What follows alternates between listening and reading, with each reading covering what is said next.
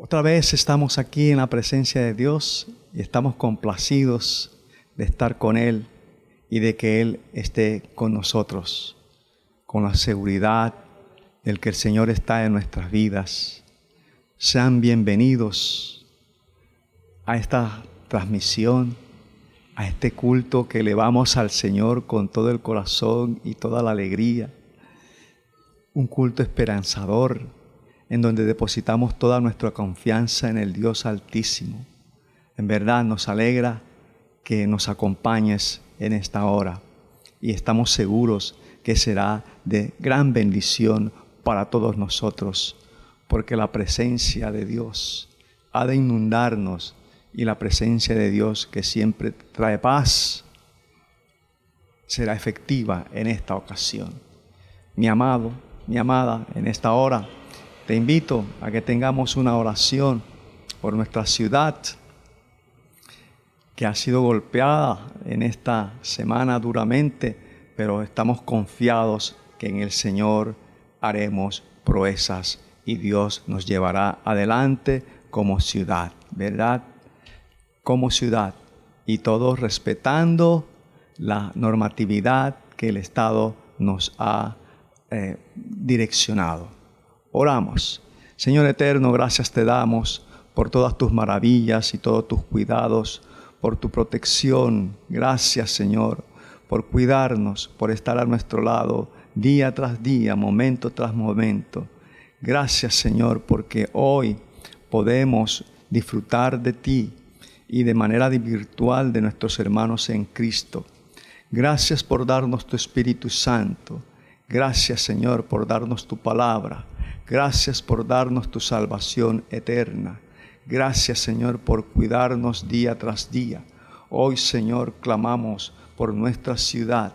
En el nombre de Jesús, toma el control de Barranquilla, de nuestra amada Barranquilla, Señor. Y en el nombre de Jesús, reprendemos toda potestad de las tinieblas. En el nombre de Jesús, decimos que Jesucristo es el Señor de su iglesia y el Señor de cada una de nuestras vidas, y que Jesús reina y gobierna para siempre, que Jesús quebrantó todo poder de las autoridades malignas y que Jesús tiene vida eterna y tiene salvación para todos los hombres. Gracias, Señor, gracias. Ahora, Padre, dirígenos en este servicio que elevamos a ti como una ofrenda grata a tu nombre. En el nombre de Cristo Jesús hemos orado. Amén. Queridos hermanos, que el Señor les continúe bendiciendo. Espero que esta mañana hayan amanecido con muchas ganas y disposición de alabar y glorificar el nombre de Dios. Que abran sus sentidos y sobre todo sus corazones para que puedas recibir lo que Él tiene para ti en esta mañana. Me gustaría compartir contigo un versículo que dice: aún los jóvenes se cansan, se fatigan y los muchachos tropiezan y caen. Pero los que confían en el Señor renovarán sus fuerzas, volarán como las águilas, correrán y no se fatigarán, caminarán y no se cansarán. Isaías 40, 30, 31. Este versículo me gusta traerlo en esta mañana porque estamos en tiempos de prueba. Y en estas pruebas que Dios nos está colocando, es bueno que coloquemos toda nuestra fuerza y nuestra disposición en nombre de Él, para que al momento que nosotros vayamos a enfrentar todo lo que quiera venir a nosotros, no nos vayamos a cansar y no nos vayamos a fatigar, independientemente del esfuerzo físico o mental que vayamos a imponer a esto, pues que podamos salir adelante agarrados de la mano de Él. Espero que disfruten de este domingo.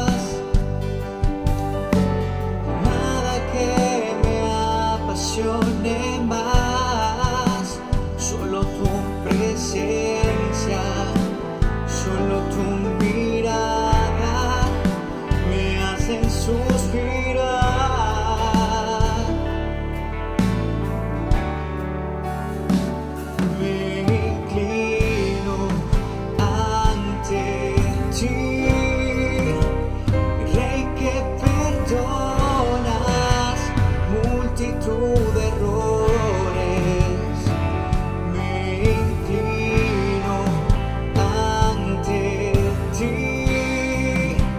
Creí que perdonas multitud de errores, me inclino ante ti.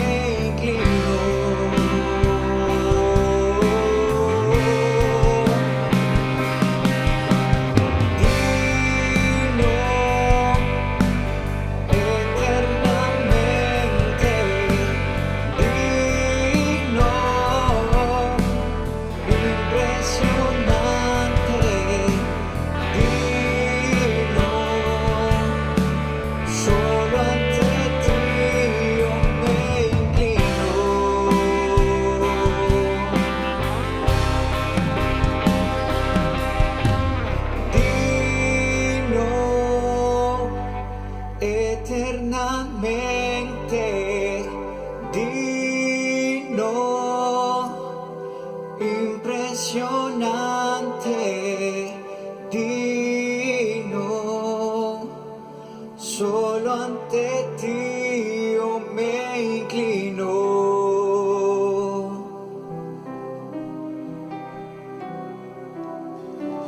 Digno, eternamente digno, impresionante, digno, solo ante ti yo me inclino.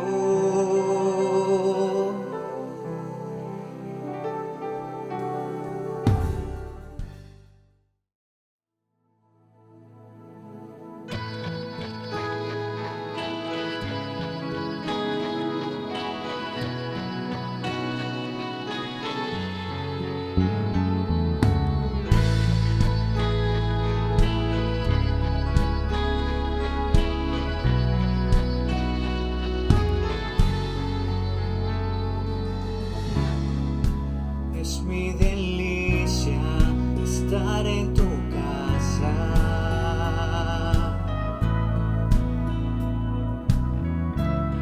Encuentro refugio bajo tus alas.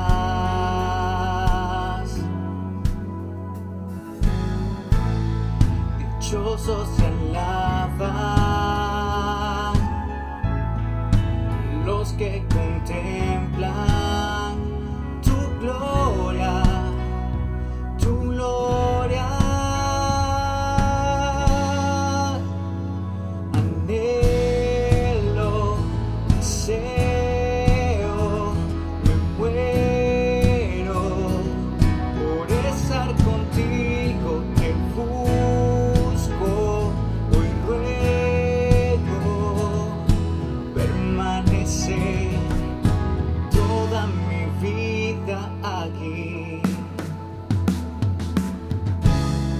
Buscar un momento de tu sonrisa.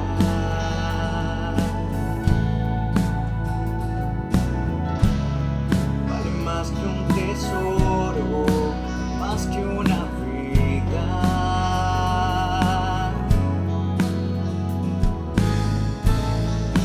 Dichosos se alaban los que contemplan tu gloria, tu gloria. Anhelo, deseo, me muero por estar contigo, te busco,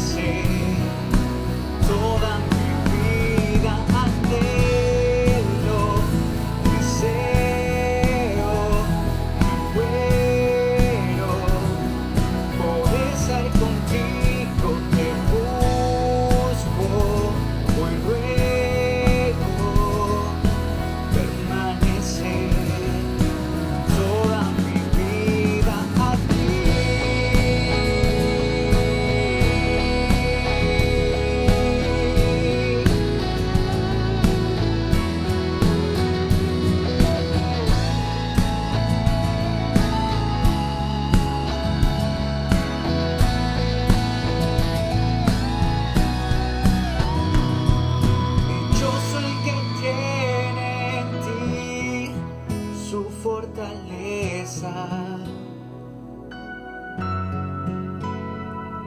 Y en medio de la aflicción renueva sus fuerzas en ti. Dichoso el que tiene en ti su fortaleza. Y en medio de la aflicción renueva sus fuerzas, renueva sus fuerzas. Dichoso el que tiene en ti su fortaleza. Y en medio de la aflicción renueva sus fuerzas. En ti anhelo, deseo, me muero por estar contigo, te busco, hoy luego permanecer toda mi vida. Anhelo, deseo, me muero por estar contigo, te busco, hoy luego permanecer toda mi vida aquí, toda mi vida aquí, toda mi vida aquí.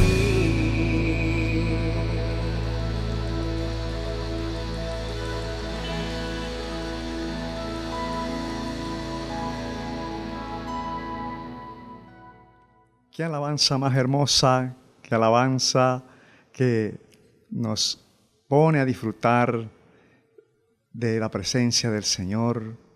Una vez más, agradecidos con el Altísimo por la manera como podemos alabarle y exaltarle, por la manera como Él otorga sus dones y sus habilidades al pueblo de Dios.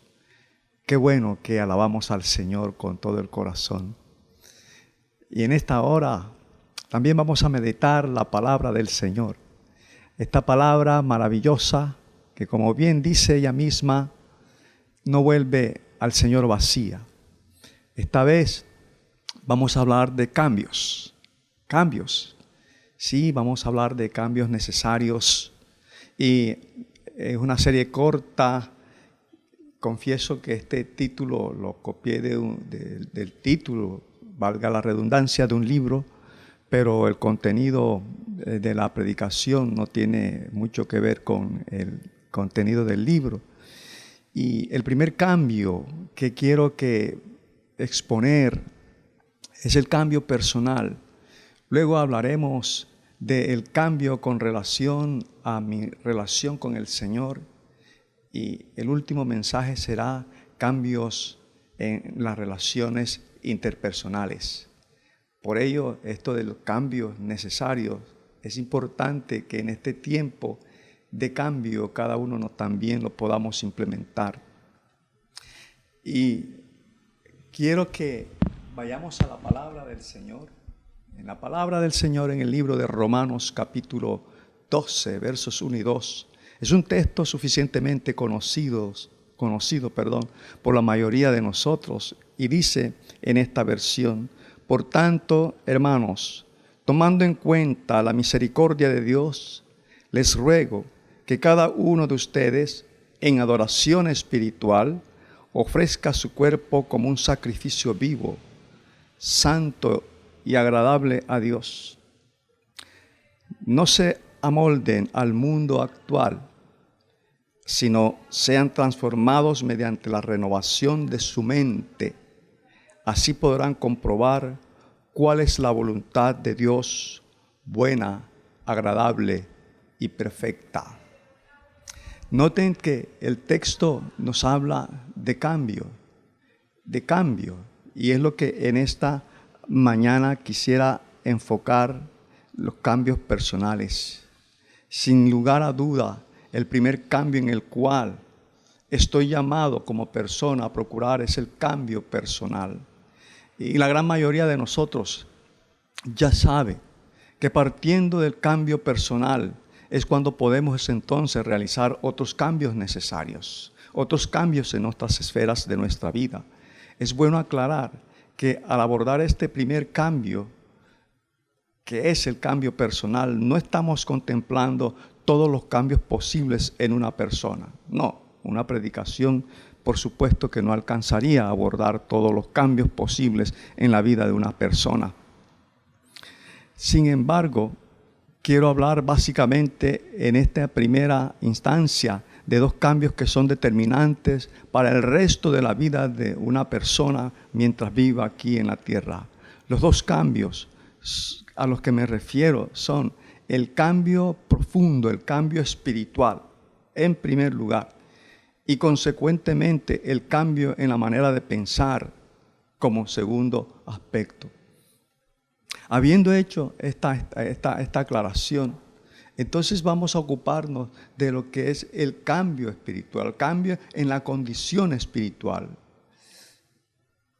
Y qué interesante que la palabra de Dios nos habla de esto como persona. El primer cambio que es indispensable para producir los demás cambios es el cambio espiritual. Escrituralmente o bíblicamente hablando, todo ser humano necesita un cambio profundo llamado cambio espiritual. La afirmación que estoy haciendo es clara. Todo ser humano, no estoy hablando de algunos seres humanos, todo ser humano necesita un cambio profundo espiritual. La razón por la cual todo ser humano necesita este cambio es porque el género humano, cuando viene al mundo, llega con una gran desventaja, por llamarlo de esta manera. Llega a esta vida carente de vida espiritual. Si bien tiene vida física, llega muerto en su espíritu. En otras palabras, llega separado de Dios. En este contexto, la palabra muerte significa separación. Llega separado de Dios. La palabra muerte aquí, insisto, tiene que ver con el sentido de separación con respecto a Dios. Y quiero explicar esta parte porque tiene que ver con el pecado de Adán. Ese pecado de Adán que se transmitió a toda la humanidad. Y desde entonces, toda persona está muerta espiritualmente, o sea, separada de Dios. El libro de Romanos así lo declara en el capítulo 3, verso 23. Dice, por cuanto todos pecaron, están destituidos de la gloria de Dios. Noten entonces que la expresión todos es absoluta. Ningún ser humano se escapa de esta condición. No tiene que ver con la cultura, el país donde ha nacido, no tiene que ver con el sexo, ni con otras condiciones. Dice, todo por cuanto todos pecaron. Entonces, es válido hacerse la pregunta, ¿cómo logra una persona en esta condición que llega muerta espiritualmente a la vida física? ¿Cómo llega a superar esta condición? La respuesta está en un diálogo que tuvo Jesús hace muchos años con un judío prominente que vino a visitarle de noche. Jesús le dijo a Nicodemo que debía nacer de nuevo. ¿Qué significa en una persona, en un cristiano, ya nacido de nuevo? ¿Qué significado profundo tiene esto de nacer de nuevo? El pasaje clásico de las Escrituras que responde a esta pregunta es el de Juan capítulo 3, versos 1 al 21. El Señor Jesucristo en este texto está hablando con Nicodemo, repito, un fariseo prominente, miembro del Sanedrín. El Sanedrín era el consejo gobernante de los judíos. Había venido este hombre a Jesús de noche para hacerle algunas preguntas. Mientras Jesús hablaba con Nicodemo, él dijo, de cierto te digo que el que no naciere de nuevo no puede ver el reino de Dios. Por supuesto, esta expresión impacta la vida de Nicodemo, un hombre fariseo por muchos años, conocedor de la ley, conocedor de las costumbres judías, y Jesús le sale con esta expresión que le impacta profundamente. Nicodemo entonces le pregunta a Jesús: ¿cómo puede un hombre nacer siendo viejo? ¿Puede acaso entrar por segunda vez en el vientre de su madre y nacer? Jesús contestó: de cierto te digo que el que no naciere de agua y del Espíritu no puede entrar en el reino de Dios. Lo que es nacido de la carne, carne es, y lo que es nacido del Espíritu, Espíritu es. No te maravilles de que te dije, os es necesario nacer de nuevo. Jesús le estaba diciendo en otras palabras a Nicodemo: tú naciste un día en la carne, viniste del vientre de tu madre. Pero ese nacimiento físico no basta para entrar al reino de los cielos. Es necesario nacer de nuevo, nacer en el Espíritu. A eso lo llama la palabra del Señor, nuevo nacimiento. Segunda de Corintios, capítulo 5, verso 17, es un verso que estudiamos en los discipulados y dice: de modo que si alguno está en Cristo, nueva criatura es, las cosas viejas pasaron, he aquí, todas son hechas nuevas. Hay una nueva creación de adentro hacia afuera. La pregunta viene de manera lógica entonces: ¿por qué una persona necesita nacer de nuevo? El apóstol Pablo en Efesios 2:1 dice: y Él os dio vida a vosotros cuando estabais muertos en vuestros delitos y pecados. ¿Ya ve? Los pecadores están espiritualmente muertos. Cuando reciben vida espiritual a través de la fe en Cristo, la Biblia lo compara con un nuevo nacimiento. Solo aquellos que han nacido de nuevo tienen sus pecados perdonados y tienen una relación garantizada con Dios. De ahí en adelante, la pared de separación entre Dios y el hombre es derribada y entonces entra en una comunión con Dios y su espíritu es abierto al Espíritu de Dios. ¿Cómo ocurre eso? ¿Cómo es posible eso? También el libro de Efesios, el capítulo 2, versos 8 y 9 dice: por gracia sois salvos por medio de la fe, y esto no de vosotros, pues es don de Dios, no por obras, para que nadie se gloríe. Qué interesante, porque uno puede notar en el afán de muchas religiones es tratar de llegar a la salvación a través de las obras. Y la gente se afana por hacer buenas obras, pretendiendo con ello ganarse el cielo. Pero Efesios, que acabamos de leer 2:8, dice que la salvación es un acto de la gracia de Dios que se activa mediante la fe. Por fe sois salvos, por la gracia de Dios, por un regalo que no merecemos. Dios lo hace.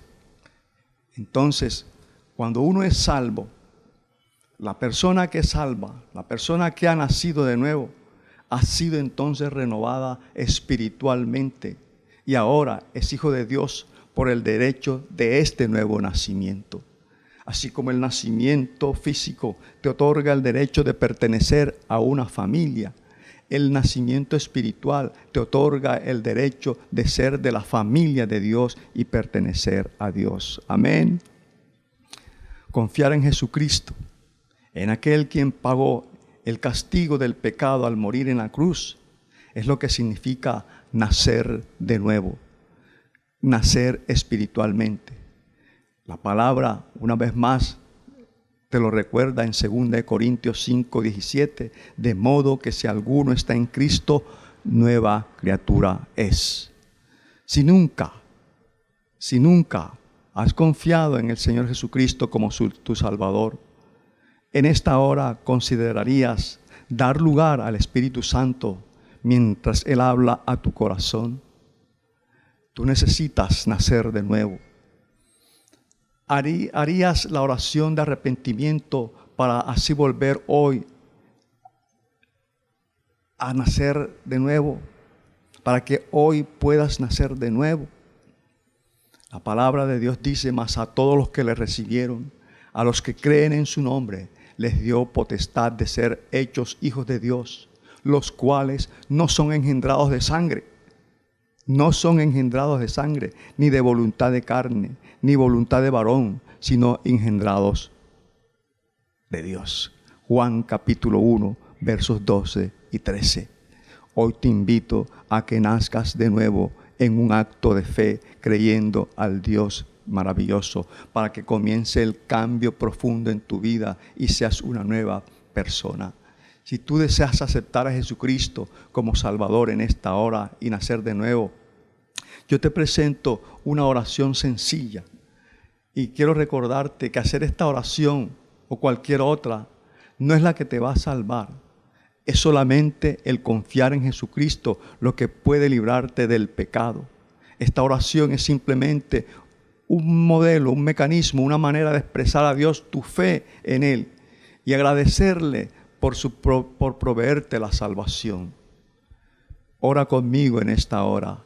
Dios, sé que he pecado contra ti y merezco el castigo, pero Jesucristo tomó el castigo que yo merecía, de manera que a través de la fe en Él yo puedo ser perdonado.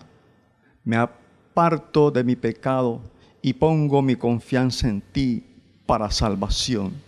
Gracias por tu maravillosa gracia y perdón, el don de la vida eterna. En el nombre de Jesús. Amén. Si hiciste esta oración con fe, entonces has nacido de nuevo. Entonces has experimentado el primer cambio que estoy planteando, que es el cambio espiritual, el primer cambio necesario. Pero el texto que leímos de Romanos nos recuerda el cambio en la manera de pensar. Romanos capítulo 12, verso 1 y 2, son versículos muy citados ciertamente, pero muchas veces nos centramos solamente en no ser, en el énfasis lo hacemos en la parte de no ser moldeados por el mundo. Pero quiero ir un poco más allá. Quiero que vayamos también a la idea de ser transformados por completo. No le hemos dado suficiente atención a esta transformación que se produce cuando hay una renovación de nuestra mente. No se trata solamente de un cambio del alma o del corazón. Como dice la Nueva Traducción Viviente, dejen que Dios los transforme en personas nuevas al cambiarles la manera de pensar. Permite que Dios te cambie en una persona nueva a partir de la renovación de tu manera de pensar.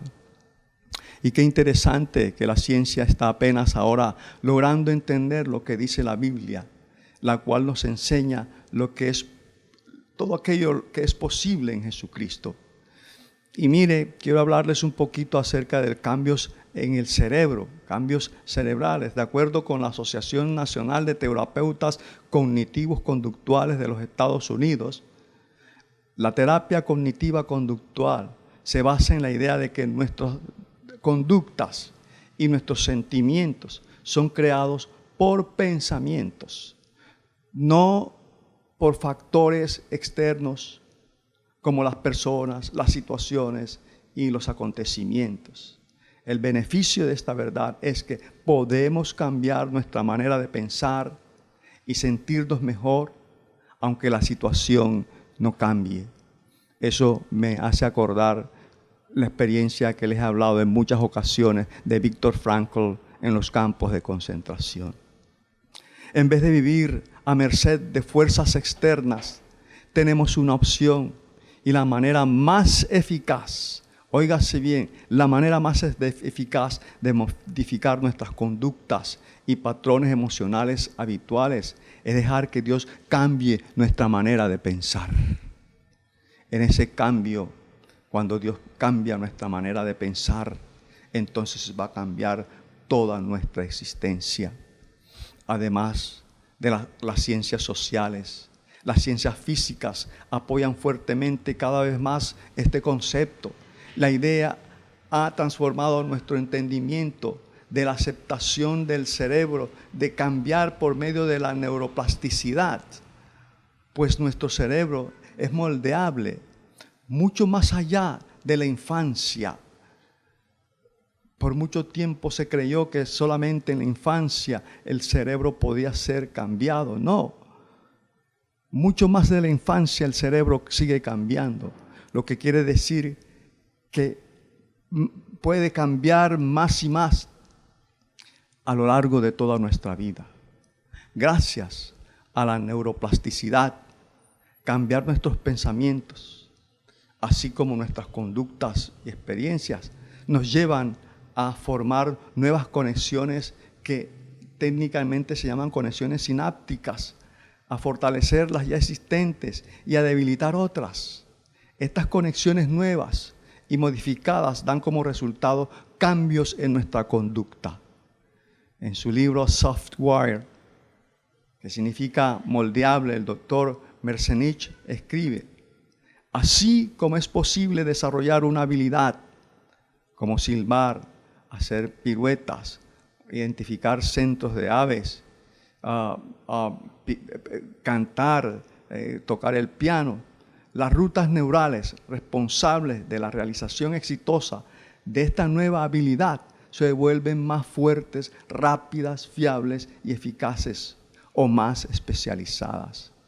Esto es tan cierto y se puede aplicar en el aspecto de la preocupación, que es una de las cosas que quiero tocar dentro de este aspecto de los cambios en la manera de pensar. A veces hay excesiva preocupación en nuestras vidas. Los padres comúnmente se preocupan por sus hijos y las grandes preocupaciones comienzan cuando los niños son pequeños. La preocupación no es solo común a nuestra sociedad, también está entretejida en nuestra cultura. Algo que esperan las personas responsables es que cuando adquirimos determinada edad, entonces nos preocupemos por ciertas responsabilidades y ciertas acciones en la vida. Nuestro mundo ofrece abundantes razones para que nos afanemos, pero los seguidores de Cristo somos llamados a vivir y a pensar en una manera diferente del angustiado mundo que nos rodea. Sí, para quienes nos sentimos tentados a preocuparnos, y pues, quien no le sucede, el mundo ofrece abundantes razones para que nos afanemos, pero los seguidores de Cristo somos llamados a vivir y a pensar diferente al angustiado mundo que nos rodea. La preocupación voluntaria contradice directamente la orden de Dios en cuanto a la manera en que debe vivir su pueblo. Si no tenemos cuidado, esa preocupación puede llevarnos a tener una conducta pecaminosa cuando la preocupación es excesiva. De ahí las palabras de Jesús: no os afanéis por el día de mañana, porque el día de mañana traerá su afán. Basta a cada día su propio mal. Mateo 6:34. Este mismo mensaje se encuentra a lo largo de toda la Biblia, afirmando un estilo de vida contracultural, un estilo de vida de fe y confianza, desde Génesis hasta Apocalipsis. La preocupación puede dañar nuestro cuerpo y nuestra mente. Puede causar dificultad para respirar, palpitaciones del corazón, dolor, daño en la espalda, el cuello y los hombros, tensión muscular, náuseas, dolores de cabeza y otros problemas físicos. Pero el daño no solo se limita a nuestro cuerpo, también daña nuestras relaciones con otras personas, al igual que todos los patrones pecaminosos. La preocupación crea una barrera en nuestra relación con Dios. Nos mantiene enfocados en nosotros mismos, en nuestros planes y en nuestros problemas. Nos mantiene con la mirada fija en el futuro, en lo que solo le pertenece a Dios y aferrados a personas y a las cosas que son exclusivas de Dios. Es por eso, mis amados, que enfrentar la preocupación tiene que incluir la transformación espiritual, el paso previo con el cual comenzamos esta predicación. La preocupación voluntaria, al final, no puede ser vencida a base de pura fuerza de voluntad. Su solución tiene sus raíces en quién es Dios. En quién es Dios. En quién es Dios. Sí, mis amados. Y la solución entonces a la preocupación, ¿dónde la encontramos? En la fe. En la fe. En su libro publicado en el 2009, How God Changes Our Brain, la manera en que Dios cambia nuestro cerebro, Andrew Newberg y Mark Robert Walton utilizan la neurociencia para afirmar este asombroso concepto, la fe en la actualidad de Dios. La fe en la actividad de Dios, perdón. Sí, esa fe en la actividad de Dios cambia físicamente nuestro cerebro. Óigase bien, la fe en la actividad de Dios cambia físicamente nuestro cerebro. La fe apacigua nuestra ansiedad y nuestros temores y puede incluso mitigar la creencia en un Dios airado, que es el que normalmente la gente piensa. Dicen estos autores, lo hermoso de la historia de Job es que le recuerda al angustiado creyente que Dios es, al final, compasivo.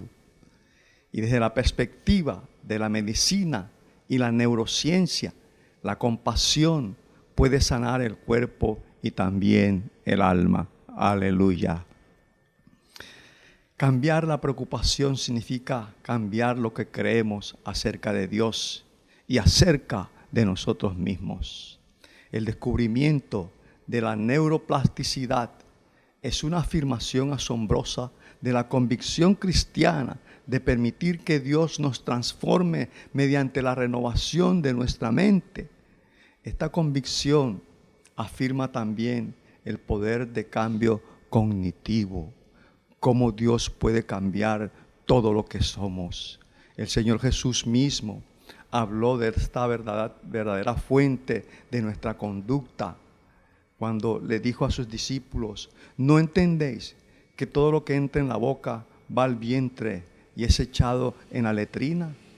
Pero lo que sale de la boca, del corazón sale, y esto contamina al hombre, porque del corazón salen los malos pensamientos, los homicidios, los adulterios, las fornicaciones, los hurtos, los falsos testimonios, las blasfemias. Estas cosas son las que contaminan al hombre, decía el Señor en Mateo capítulo 15, versos 17 al 20. De la misma forma, Pablo dijo a la iglesia en Roma, porque los que son de la carne piensan en las cosas de la carne, pero los que son del Espíritu en las cosas del Espíritu, porque el ocuparse de la carne es muerte, pero el ocuparse del Espíritu es vida y paz. Romanos 8, 5, 6. Ninguna técnica terapéutica es capaz de transformarnos como lo hace el Espíritu Santo. Reconocer que se producen cambios neurológicos cuando hay un cambio en nuestra manera de pensar no disminuye, mire, para nada, no disminuye el misterio o el poder de la obra de Dios en nosotros. Pero sí tenemos una opción. Podemos dar la bienvenida a esta obra de transformación o rechazarla en su gracia. Esta oportunidad de transformación nos da la libertad de creer. Dios está mucho más interesado en cambiar tu mente que en cambiar tus circunstancias, Queremos que Dios cambie nuestras circunstancias. Queremos que Él nos quite todos los problemas, todo el dolor, toda la angustia, todo el sufrimiento, las enfermedades, toda la tristeza. Y Dios dice, sí, que sé que es importante, nos dice Dios, pero realmente más importante es lo que sucede en ti. Estoy mucho más interesado en cambiar tu mente antes de cambiar tus circunstancias, porque nada sucede en tu vida hasta que llegues a la renovación de tu mente. No se lleva a cabo ninguna transformación, ningún cambio ocurre en tu mente o en tu vida hasta que tus pensamientos comienzan a cambiar. Y Dios quiere cambiar tu manera de pensar, tu manera de razonar. Qué interesante entonces, mis amados, que Dios está interesado en que cambies tu manera de pensar para que disipes tus preocupaciones. Pero dentro de este aspecto del cambio de la manera de pensar, quiero hablar también acerca de la salud mental como un factor muy importante. Y preguntarnos, ¿por qué es importante que yo aprenda a manejar mi mente? Ya vimos la necesidad de tener salud espiritual a partir del nuevo nacimiento, pero la salud mental también es importante. ¿Cómo tengo una mente sana? ¿Y por qué es importante que maneje mis pensamientos en mi vida? Déjame darte 3 razones que te pueden ayudar en esta hora. La primera razón por qué tengo la necesidad de tener una mente sana es porque mis pensamientos controlan mi vida. Eso también lo sabemos suficientemente. Mis pensamientos controlan mi vida. Cada acción siempre comienza como un pensamiento. Si no lo piensas, no lo haces. Eso es bueno y es malo. Si no lo piensas, no lo haces. Si es un buen pensamiento, entonces vas a hacer bien. Si es un mal pensamiento, vas a hacer mal. Pero debe quedar claro que mis pensamientos controlan mi vida. En la versión en inglés de hoy dice, cuida tus pensamientos porque ellos controlan tu vida. La gente dice, solo lo pensé. No te das cuenta de lo importante que es un pensamiento. La Biblia dice que el poder de tu mente, el poder de tus pensamientos, tiene la tremenda capacidad para moldear tu vida para bien o para mal. Si aceptas el pensamiento que cuando estabas creciendo alguien te dijo, eres un inútil, no eres bueno, eres un don nadie, eres feo, eres descoordinado. Si aceptaste ese hecho, ya sea si estuvo bien o estuvo mal, esto formó tu vida, esto permeó tu vida. Siempre estamos interesados en nuestros sentimientos, pero tus sentimientos no forman tu vida. Son tus creencias lo que lo hacen. Si lo crees, eso va a formar tu vida. Muchos de ustedes fueron enseñados a ciertas cosas cuando eran niños que simplemente no eran ciertas. Años más tarde todavía están actuando con esa información falsa del pasado. Entonces, ser transformado, cambiando tu manera de pensar, es una necesidad, porque mis pensamientos controlan lo bueno y lo malo de mi vida. ¿Ya ve? Entonces, hay ahí una razón por la cual tenemos que administrar la mente, porque nuestros pensamientos controlan nuestra vida. Lo segundo que te digo acerca de por qué es necesario administrar nuestra mente es porque hay una guerra en mi mente de manera permanente. Es donde yo gano o pierdo la batalla en mi mente. De hecho, toda la tentación sucede en la mente. Pensamos que la tentación es algo externo, algo que sucede, que vemos ahí y decimos, eso es tentador para mí. no te tentaría si no hubiera un corolario deseado dentro de ti. Si hubiera primero un deseo dentro de ti. Toda tentación sucede en tu mente. Como resultado, el pecado sucede en tu mente, sucede entre tu ser interior. Cuando hablamos de los pecados de orgullo, por ejemplo, de lujuria o amargura, u odio, enojo, temor, resentimiento, envidia o preocupación, ¿dónde están esas cosas? En realidad, ¿dónde están? Todo esto está en tu mente. Si puedes aprender a manejar tu mente, has aprendido a manejar tu vida. Aquí es donde está el campo de batalla. Pablo es muy claro al explicar cómo nos hemos sentido en esta batalla que nos jala hacia muchas diferentes direcciones de nuestra mente. En el libro de Romanos, Pablo decía: amo la ley de Dios con todo mi corazón, pero hay otro poder dentro de mí que está en guerra con mi mente. Mire, con mi mente, decía Pablo. Este poder me esclaviza al pecado que todavía está dentro de mí. Y otra vez dice, en mi mente de verdad quiero obedecer a la ley de Dios, pero a causa de mi naturaleza pecaminosa soy esclavo del pecado. Mire entonces las batallas que se liberan en la mente, que se libran mejor en mi mente, en cada una de nuestras mentes. Todos nos podemos identificar con eso que dice Pablo. Y a lo largo del texto fluyen algunas palabras, como por ejemplo la palabra guerra, la palabra esclaviza, la palabra esclavo. ¿Qué está diciendo en el fondo Pablo? Dice que hay una batalla en tu cerebro.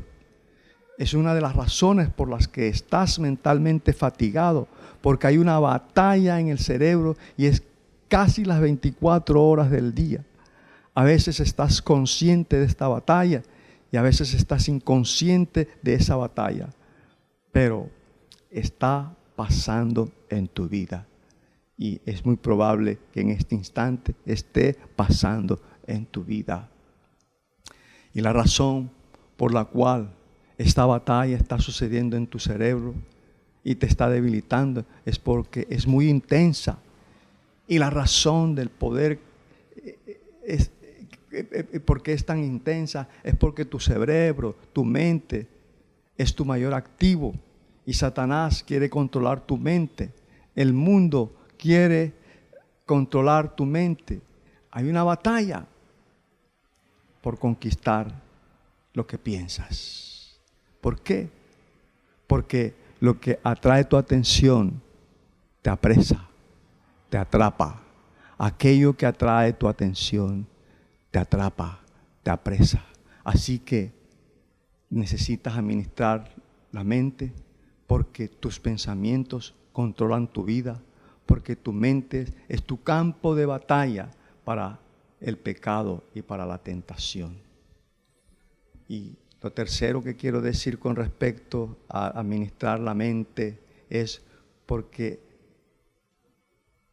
al administrar bien la mente es la clave para la paz y la felicidad.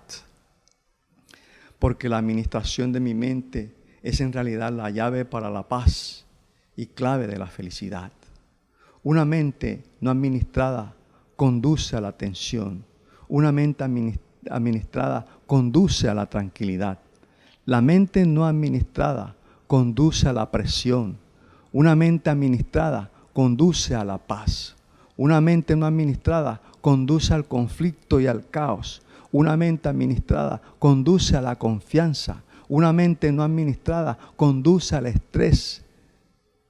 Si no administras tus pensamientos y solo los dejas ir por libremente, entonces tendrás serios problemas. Si no tratas ni siquiera de controlar tu mente y la forma en que diriges tus pensamientos, entonces va a haber una enorme cantidad de estrés en tu vida.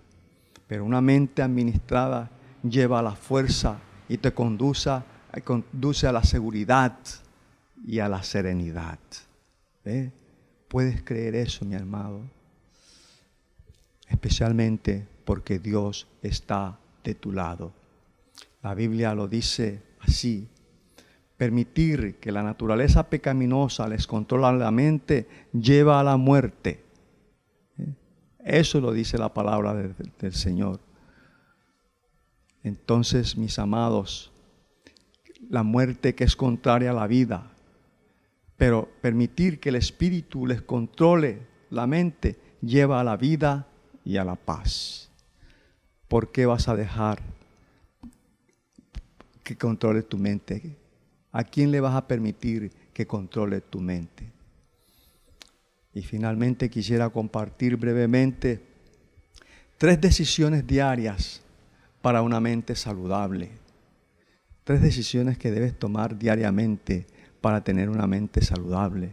La primera de ellas es: debes alimentar tu mente con la verdad. Cada uno de nosotros debe alimentar diariamente su mente con la verdad. Yo debo alimentar mi mente con la verdad. Tú debes alimentar tu mente con la verdad. Todos sabemos la importancia de la nutrición. La buena comida y las buenas calorías causan que estés cada vez mejor, que seas más fuerte, que seas más saludable, que tengas más energía. Las malas calorías, la mala comida chatarra, cosas que no te hacen bien, dañan tu cuerpo. Lo mismo sucede en tu vida debido a tus pensamientos. Yo debo alimentar mi mente no de basura, no con veneno, sino con la verdad. La Biblia dice: la gente no vive solo de pan, sino de cada palabra que sale de la boca de Dios. En otra versión dice: no solo de pan vivirá el hombre, sino de toda palabra que sale de la boca de Dios. La Biblia es nuestro alimento del alma, es nuestro manual de vida. Entonces, debes alimentar tu vida con la verdad de la palabra del Señor. Ahora surge la pregunta: ¿cuándo debo alimentar mi mente con la verdad? ¿Cuándo debo hacer esto? La respuesta es: todo el tiempo. En realidad, todo el tiempo. Durante todo el día, mañana, tarde y noche. El Salmo 119, verso 17, eso nos enseña que debemos entonces alimentar nuestra mente de esa manera. Ahora hemos aprendido que la mejor manera de comer es comer un poco cada un par de horas, en lugar de comer comidas grandes y después de dejar largas horas sin comer. Pero comer constantemente, una especie de estar mordisqueando a través del día, comiendo los alimentos adecuados para mantener tu nivel de azúcar y sangre y cosas así. Lo mismo ocurre con la verdad. Si constantemente estás pensando en la verdad, vas a renovar tu mente, vas a cambiar tu manera de pensar. Amén. Lo segundo que debes hacer diariamente es: debes liberar tu mente de pensamientos destructivos. Es la segunda cosa que necesitas hacer: liberar tu mente de pensamientos destructivos. Tu mente tiene que ser liberada, tu mente tiene que ser libre, tu mente tiene que ser soltada, porque tú estás prisionero de tus propios pensamientos y tú eres un prisionero de las cosas que la gente te ha dicho que simplemente no eran ciertas, que las noticias te dicen, que las redes sociales te dicen. Ahora hay mucho fake news, noticia muy negativa y muy falsa. Entonces no te dejes llevar por todo tipo de noticias que aparece. Como dije antes, no importa si esto es cierto o no, si lo creíste, esto ha afectado tu vida. Si te han dicho que eres torpe, que eres totalmente inoperante, y si lo creíste, entonces te conviertes en una persona torpe. Y te ves así porque siempre actúas conforme a la manera en que te has visto a ti mismo. Por eso tienes que liberar tu mente de pensamientos basura, de aquella basura que ha contaminado tu vida. Y cree en lo que Jesús te ha dicho que eres hijo de Dios, hijo amado de Dios. Este es un pensamiento liberador en tu vida y, por supuesto, en tu mente. Y lo último que quiero decirte, la última cosa que diariamente debes hacer, es enfocar tu mente en las cosas correctas. Diariamente enfoca tu mente en las cosas correctas. Para la salud mental, debes enfocar tu mente en las cosas correctas. Filipenses capítulo 4, verso 8 dice, quiero que leamos esta escritura. En Filipenses capítulo 4, verso 8, dice la palabra del Señor. Por último, hermanos, consideren bien todo lo verdadero, todo lo respetable, todo lo justo, todo lo puro, todo lo amable, todo lo digno de admiración, en fin, todo lo que sea excelente o merezca elogio. Enfoca tu mente en todo aquello que es correcto. Mis amados, en esta mañana el Señor nos ha recordado algunas cosas importantes. Hoy hemos iniciado una serie acerca de los cambios necesarios, empezando por el cambio personal. Aunque hay muchos cambios que una persona puede experimentar en lo personal, solamente hemos tocado dos de esos cambios. El cambio espiritual, que viene como resultado del nuevo nacimiento, y el cambio en la manera de pensar, que es una consecuencia del cambio espiritual. ¿Qué harás con esta palabra en el día de hoy? Que esta semana pueda ser una semana diferente. Primero, porque has tenido un cambio espiritual. Y segundo, porque tu manera de pensar ha empezado a cambiar. Si cambias tu manera de pensar, cambiarás tu manera de vivir. Dios quiere hacerlo. Dios nos bendiga a todos. Qué precioso es el Señor, que siempre nos bendice con sus misericordias, con su presencia inefable. De nuevo, saludamos a esta iglesia preciosa que predica el Evangelio de Jesucristo. Pero también queremos pedirle a nuestros amigos que no olviden de suscribirse a nuestro canal en YouTube. No olviden, porque hay bendición, porque escuchas la palabra del Señor. Suscríbete para que recibas bendición del cielo. Queremos también en esta hora recordarte cosas importantes. Una de ellas es que nuestro grupo juvenil, Cuarta Dimensión, se reúne los sábados a las 6 de la tarde. Esta semana escuchaba una frase muy importante que la he dicho, pero que me volvió a impactar. La iglesia no está cerrada, están cerrados los templos.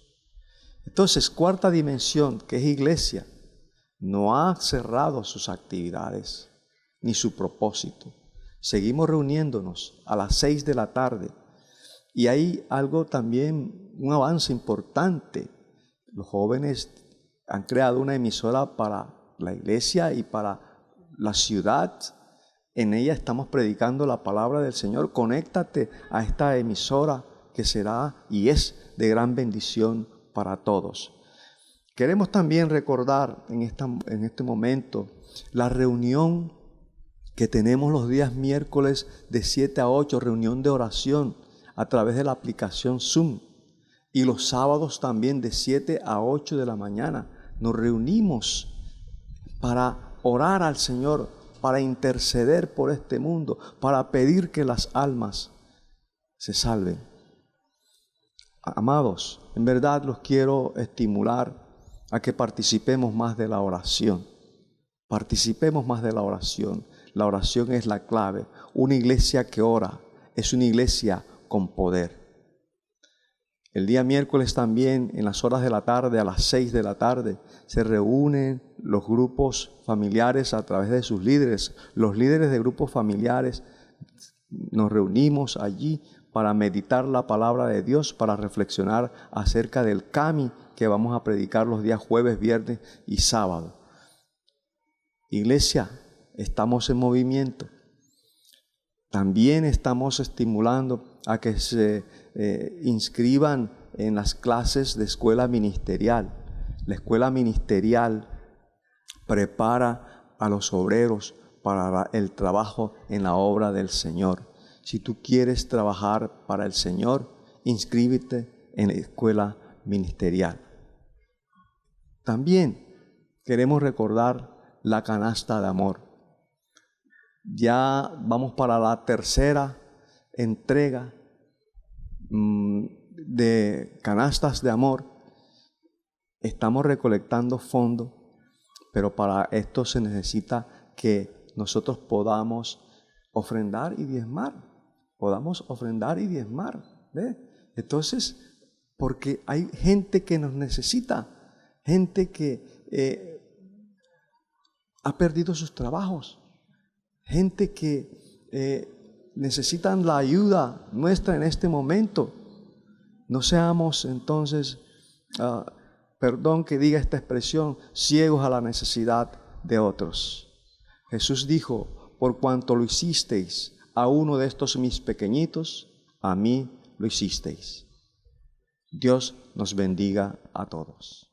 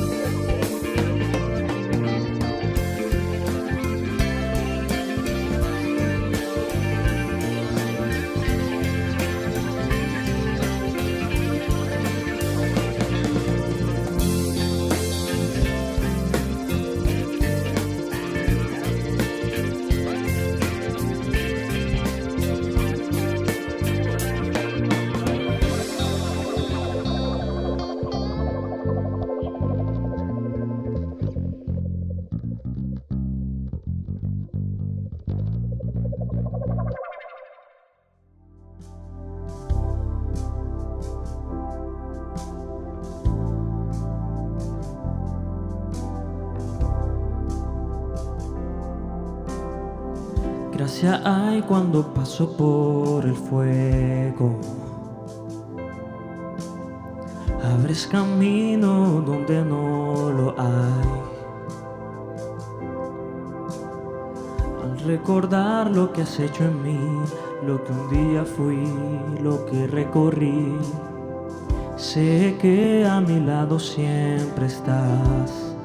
Uno más entre las llamas que estuvo junto a mí, uno más sobre las aguas que pudo el mar abrir, que en mi interior no queden dudas de cómo libre fui.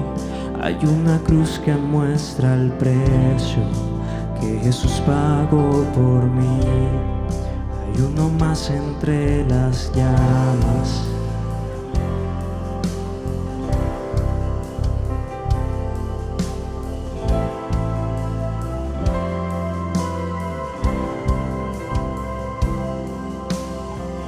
En las aguas hundiste mi pasado. Ahora sé que aún esclavo al pecado no soy. Aunque pesar en mi caminar, me levantaré, yo persistiré. Miro al frente y no volveré nunca atrás.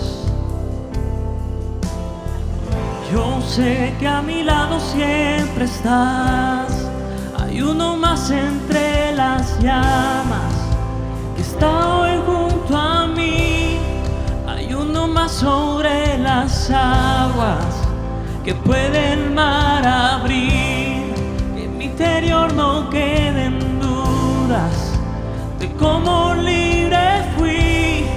El mismo que venció la tumba ahora vive en mí. Hay uno más entre las llamas. Oh, hay uno más entre las llamas. Oh, hay uno más entre las llamas. Oh, hay uno más entre las llamas. Oh, y tu luz vencerá las tinieblas, a tus pies se rendirá, rugirá tu voz desde el cielo y los muros caerán. Traes libertad, las cadenas ante ti se romperán. Nada nos separa, nada nos separa.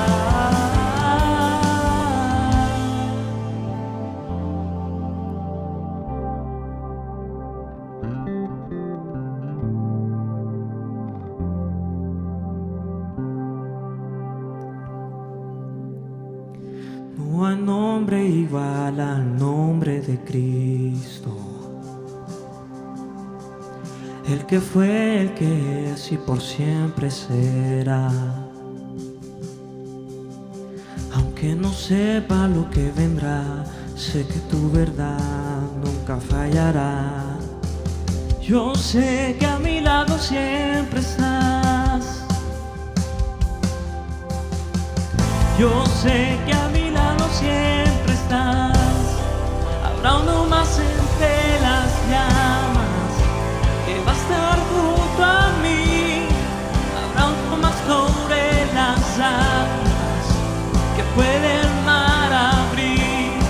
Que en mi interior no queden dudas de tu fidelidad. Me alegraré en las batallas, porque conmigo hay esa